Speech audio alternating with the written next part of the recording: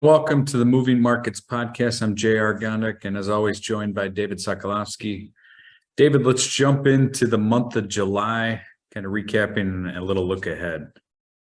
Sure, yeah. So Jared, the month of July, very strong across the overall market. And what we saw is large cap and kind of the S&P continued to advance. But the change that you really saw in the month of July was that small cap and international, to some extent, high dividend paying stocks as well started to outperform a little bit. And so what you're kind of seeing is that risk on mentality and the risk on mode, where you're basically seeing some of the companies or some of the investors give up and rotate out of some of the growth valuations that we've seen and shift it into the breadth of the market, which is an encouraging sign and is a sign of a healthier market ahead.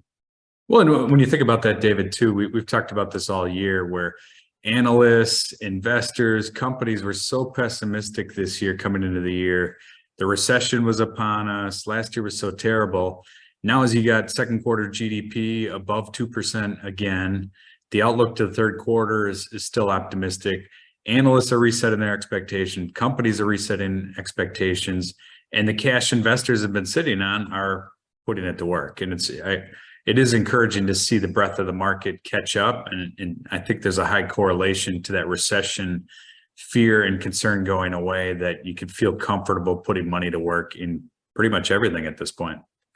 Yeah, and Jared, let's talk about the recession, right? Or the potential for one. I mean, in the way that it's calculated, it's 2 quarters of negative growth. And the results are reported about a month after the quarter closed. So last month in July, at the end of July, we had the GDP come out for the second quarter. And what that basically does is just kind of mathematically eliminate the possibility of a recession this year, right? And you've seen analysts kind of update some of their projections, but like you said, economic activity remains strong, and the likelihood of a recession this year is obviously impossible, but next year also not immediately on the horizon. Well, and when you put it all together, it's kind of been our conclusion most of the year, is that the data did not match the pessimism, and that continues to be the case. And even you look at it, we follow very closely the Atlanta Fed prediction, and they were right on. Their prediction was 2.4%. That's right where GDP was.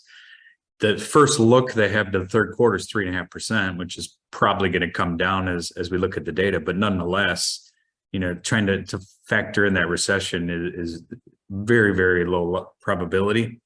And when you think about kind of just the overall dynamics, I mean, to us, you could just continue to feel like a pretty normal economy.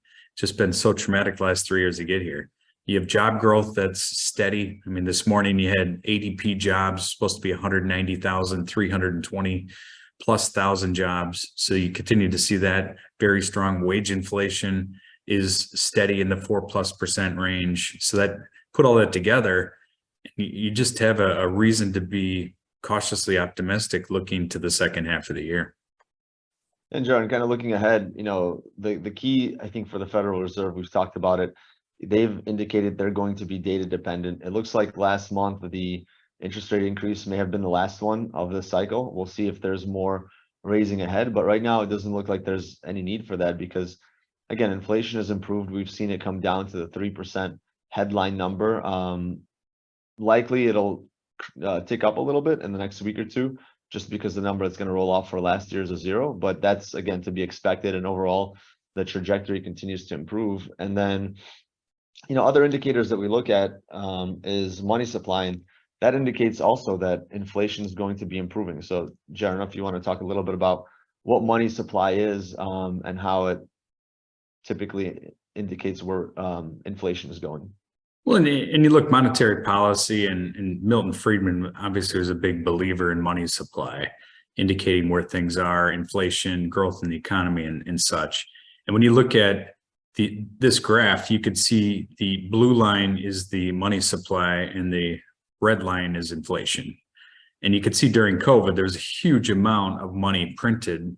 And would you believe that led to the inflation that we've all suffered through and lived through the last 3 years? On the other hand, look at that big drop off in M2 over the last couple of years.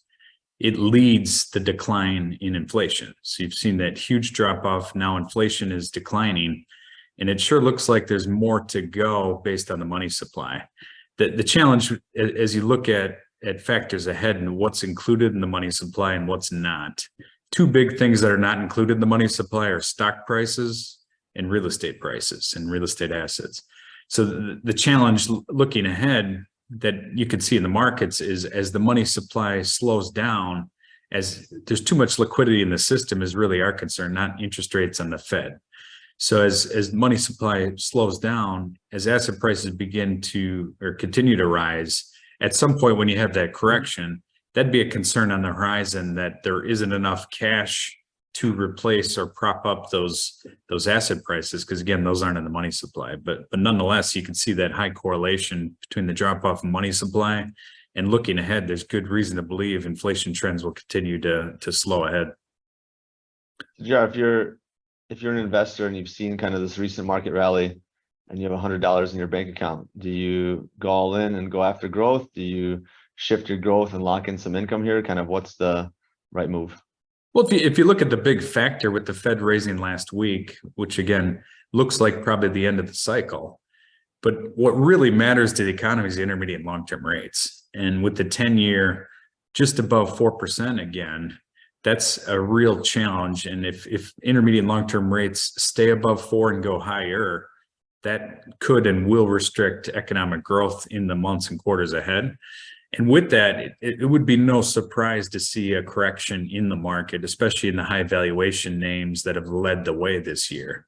So as you think about that environment and where to deploy capital, there is good value in the breadth of the market. And that's part of the reason we've been upbeat the last couple of months for sure. And even prior to that is that it's just been ignored. All the money has chased the top 7 or 8 companies in the S&P up until the last 4 to 6 weeks. But even with the rally in the breadth of the market, there is good value. So if you're thinking about allocating growth money, as part of your portfolio, if you have cash, you still want to have some exposure to the biggest names, the tech exposure. But I think you want $15 or $20 out of that 100. Whereas the rest of the 80, there's just good value in everything else to deploy. And inevitably, when the correction occurs, it's likely going to be more painful in the largest weights or the largest companies as opposed to everything else.